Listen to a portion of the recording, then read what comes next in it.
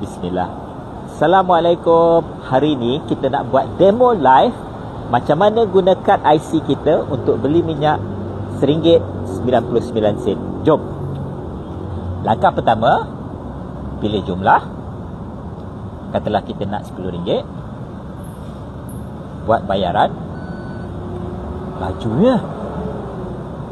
Kemudian insert IC. Weh, bagus betul. Siap. Tetapi saya perasan tak semua kita selesa untuk guna ATM buat bayaran di luar. Saya rasa saya tahu kenapa. Kerana kita tak suka kena tahan RM200. Betul kan? Jangan bimbang.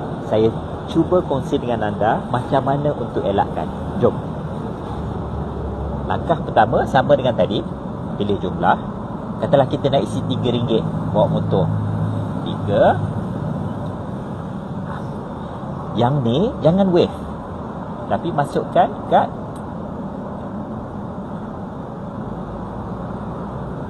Jangan tengok.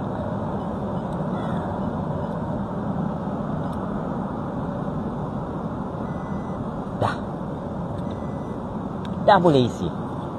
Mudah kan?